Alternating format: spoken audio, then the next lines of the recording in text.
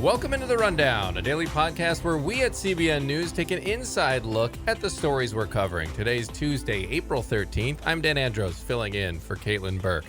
You may have seen some people on your social feeds today saying that they're changing plans and not getting that J&J vaccine after all. This comes after the government announced they wanted to pause distribution of the COVID vaccine after they found some troubling results in a few of the patients. So joining me now to explain what's going on is CBN News health reporter Lori Johnson. Lori, thanks for being here. Hey, Dan. Thanks for having me. Absolutely. So the federal health authorities recommended today that providers temporarily stop administering the Johnson & Johnson COVID-19 vaccine while they investigate a potential link to very rare blood clots. So what happened? What did they find, Lori?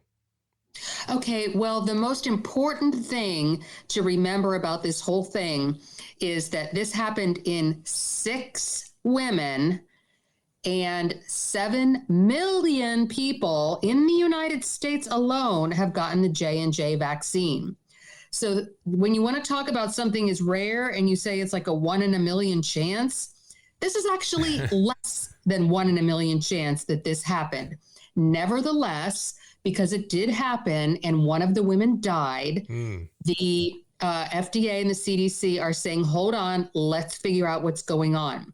It is not known at this point whether the vaccine caused these rare blood clot issues. Now, we all know that blood clots themselves are actually pretty common, but these particular blood clots, they're occurring in the blood vessels that come from the brain. They drain, they're the avenue that fluid drains from the brain.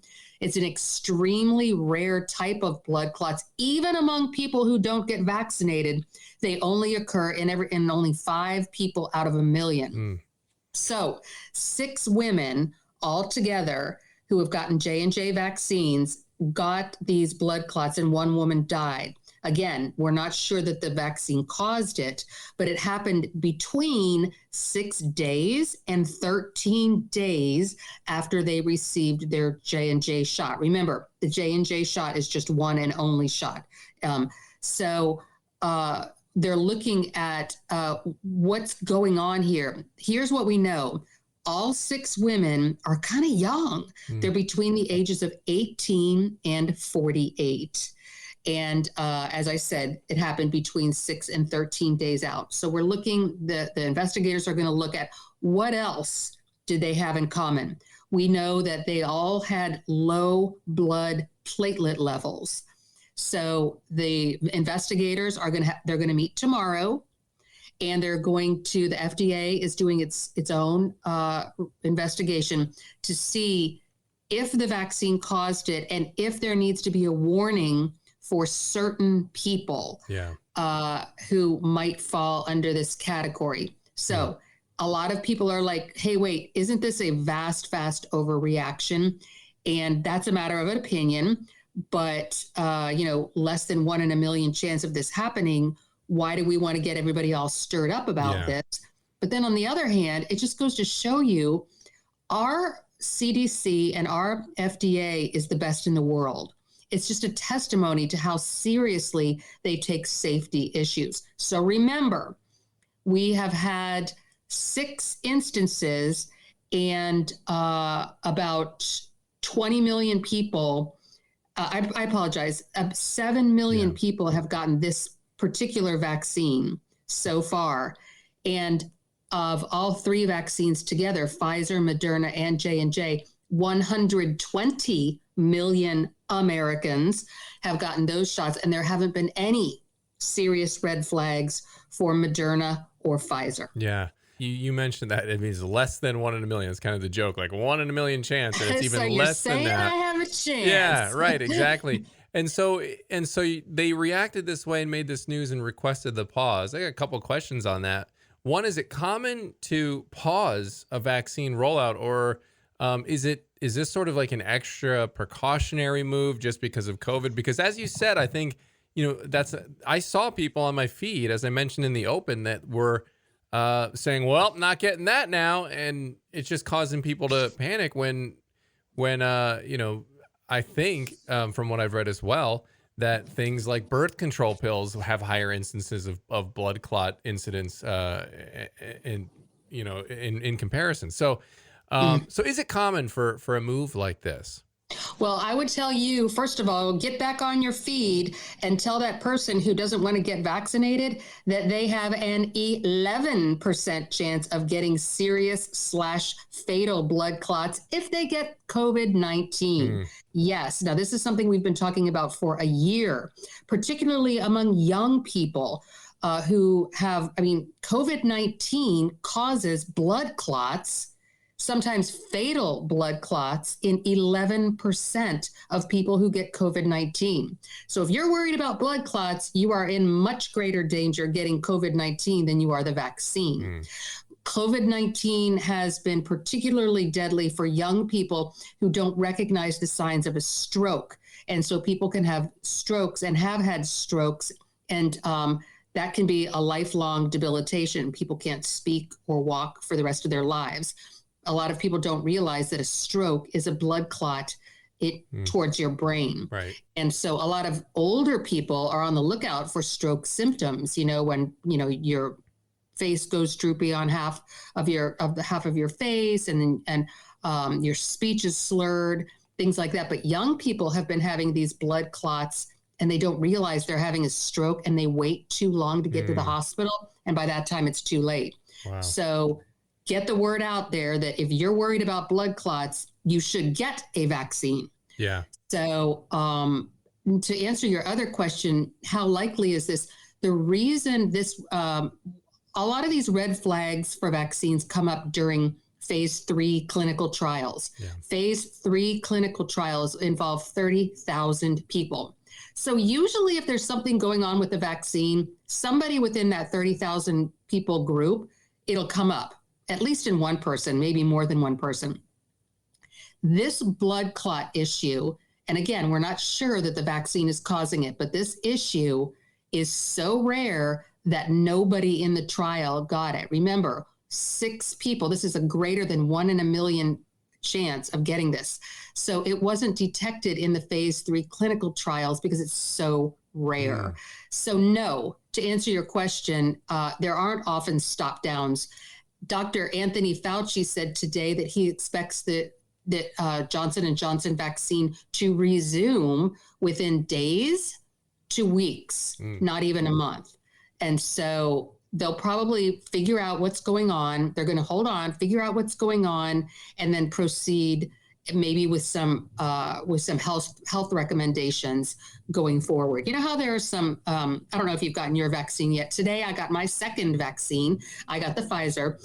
And before you get any vaccine, including the coronavirus, you have to answer a bunch of questions like, do you have allergic reactions to certain medications, things like that. And there could be some questions, that kind of like, be careful. Like I answered yes to one of the questions. And so I had to wait 30 minutes. They had to keep their eye on me for 30 minutes just to make sure I was okay. That might be something that comes out of this, for example. So it's very likely that the J&J vaccine will resume. Yeah. Can the government actually pause the rollout, or is this sort of just something that they recommend and then J&J has to decide whether or not they recommend, or is it something they can force? Because that was the wording, at least in the news I saw this morning, was they're recommending that they pause it. Yeah, they can force it, but in this case, again, because it's out of an abundance of caution, that it's a recommendation. Although most of the states are expected to follow the recommendation, so the federal government can mandate that a vaccine be stopped, but in this case, they're not. They're just recommending it. The press conference today, that you mentioned that. So was there anything new or anything big that we needed to take away from that?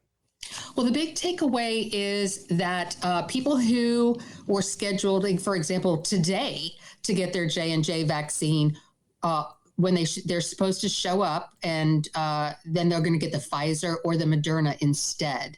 So people in the days while this is on pause, who are scheduled to get a J&J vaccine, are going to get a Pfizer or a Moderna one in its place if they want. I mean, they can always refuse, of course, but that's not recommended because we have these variants, and there's just a very high incidence of the spread of COVID-19 right now, that if you wait, your chance of getting COVID-19, you can get COVID-19 while you're waiting. So it's definitely recommended that you go ahead and get your vaccine as soon as possible, whichever one is offered to you first. So people who are immediately scheduled to get their J&J vaccine are going to be offered a different one. The second thing that came out of the news conference is that there is plenty of Pfizer and Moderna to vaccinate everybody. In fact, as I already told you before, 120 million Americans have already gotten vaccinated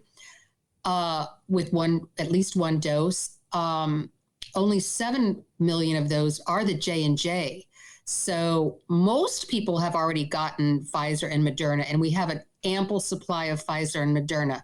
So as far as the progress of getting people vaccinated and getting to those vaccine deadlines where, they're offering it to everybody, opening it up to everybody by this week, those deadlines are all still on target. And so there's not going to be any, slow down as far as getting people vaccinated. There's just a problem with the J&J. There's going to be some sort of a pause with that. So the big message is still get vaccinated, just get a Pfizer and Moderna for now. So, it's something I've noticed, and I wanted to ask you about while we have you here. Early on, we talked about in the media mostly was they would talk about the deaths, the number of deaths per day. Now it seems to have transitioned into, and I don't know when this happened, but it just seems to transition into the number of cases, and it's a little harder to find the death number. What are we seeing as far as the death rate of COVID right now? And do we have the numbers yet on, because I know it's just been over the last couple months when everyone's getting vaccinated.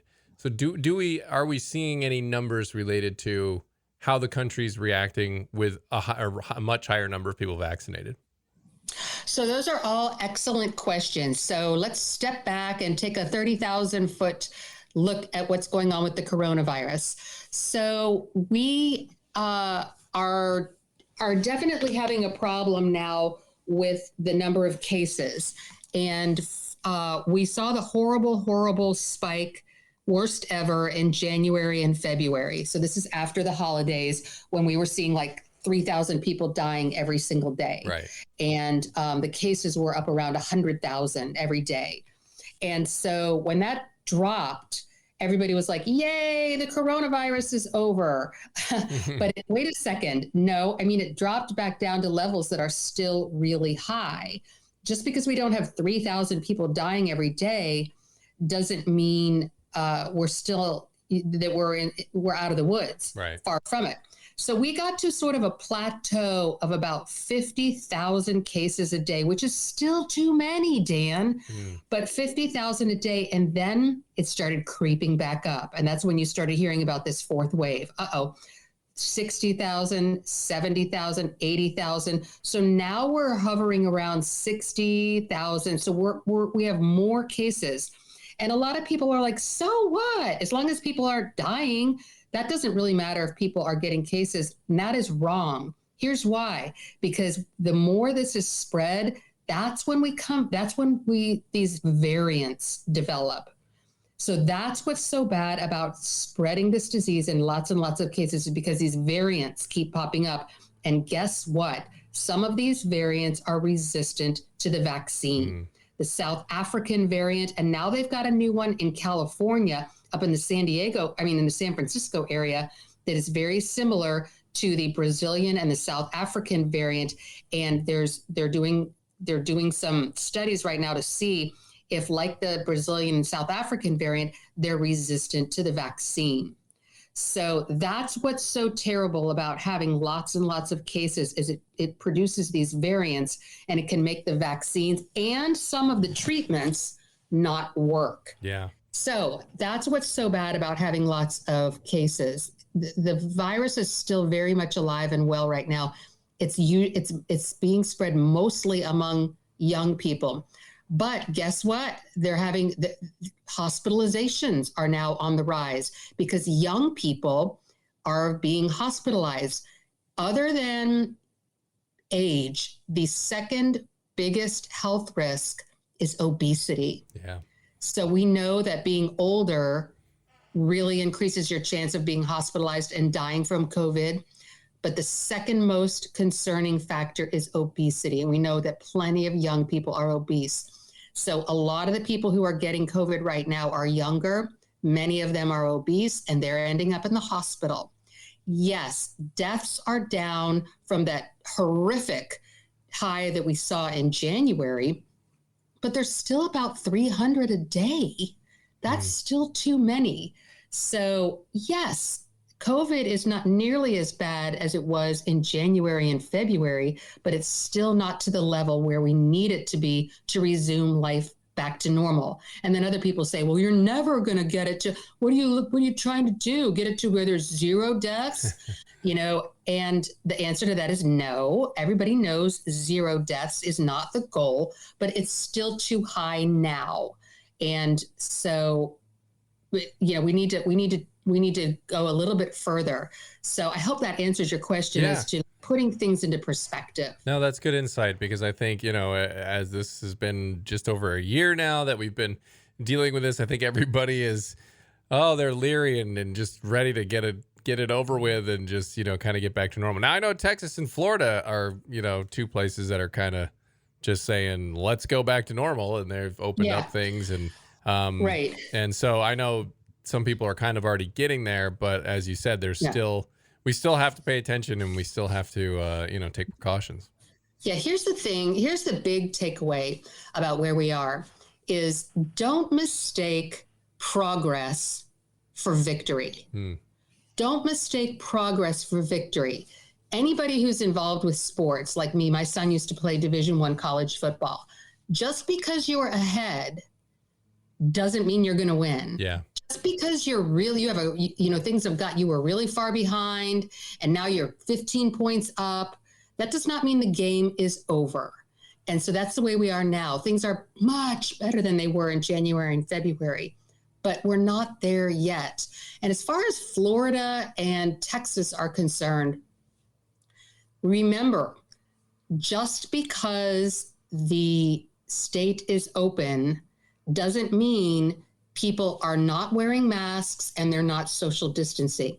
I have 3 elderly relatives who live in Florida. And even though that state was open for business throughout this pandemic, for the most part, I can tell you my elderly relatives, they locked themselves down. They did not go anywhere, even though they were allowed to. They knew better. And so that's what's going on in a lot of places that are open. That doesn't mean people aren't still taking precautions. Just because you don't have to wear a mask doesn't mean people aren't wearing masks. A lot of people are taking precautions, particularly if they themselves know that they are at risk. And so that's something that doesn't really get reported a lot in the media, is a little thing I like to call personal responsibility, and it's great. You can have the economy open, but people still need to do what's right for them. And a lot of people are choosing to wear a mask and social distance. Yeah, absolutely. And I think that's the balance there, right? Is I think a lot of people just push back. They don't want the government telling them what to do, but at the same time, we can make good choices and, tackle this thing on our own. And while people are able to keep a business open and not lose their business, we can actually achieve both things. So, all right. Well, that's a lot of good information. Lori Johnson, thank you so much for taking a few minutes here and breaking it all down. Thanks for having me, Dan. Have a great day. All right. You too. CBN News provides a faith-based perspective on the most important stories of the day. But it takes time, hard work, and resources. Will you help us continue to be a voice for truth in the media? Visit cbnnews.com/give now. And thanks for listening. And now for some of the other stories we're covering at this hour. A police shooting in Brooklyn Center, Minnesota has made national headlines after a female officer fatally shot a 20-year-old black man who was resisting arrest. Police Chief Tim Gannon said the officer, who's Kim Potter, a 26-year veteran of the force, accidentally fired her firearm, meaning to use her taser. She could be heard on the body cam footage yelling, "Taser, taser," moments before firing a fatal blow. The man is 20-year-old Dante Wright, and his mother, Katie Wright, who was actually on the phone with him at the time of the arrest, urged protesters to stay peaceful and focused on the loss of her son. All the violence, if it keeps going, is only going to be about the violence. Dante Wright did have an outstanding felony warrant arrest, and that's what led to him being taken into custody before he attempted to flee from the officers and jumped back into his car. Reports that he was pulled over for just having an air freshener are not true. He was pulled over because his registration was out of date. That led to the police finding out about the outstanding warrant. All the full details are over on cbnnews.com. And in a statement this week, the NCAA said it unequivocally supports transgender athletes competing on the sports teams in which they identify, meaning the organization has no qualms about biological men who identify as female competing alongside biological women in athletes. The NCAA said in a statement that they have a long-standing policy that provides a more inclusive path for transgender participation in sports. Our approach, which requires testosterone suppression treatment for transgender women to compete in women's sports, embraces the evolving science on the issue and is anchored in the participation policies of both the International Olympic Committee and the U.S. and Paralympic Committee. Inclusion and fairness can coexist for all student athletes, including transgender athletes at all levels of all sport. The full details in that story are over on faithwire.com. Well, that is all the time we have for this episode of the Daily Rundown. Caitlin will be back tomorrow. And if you want to go ahead and follow this podcast, do so on all your favorite places where you can download podcasts. The Daily Rundown from CBN. We will be back tomorrow with more stories and inside insights into how we're covering them here at CBN. God bless. Have a great day.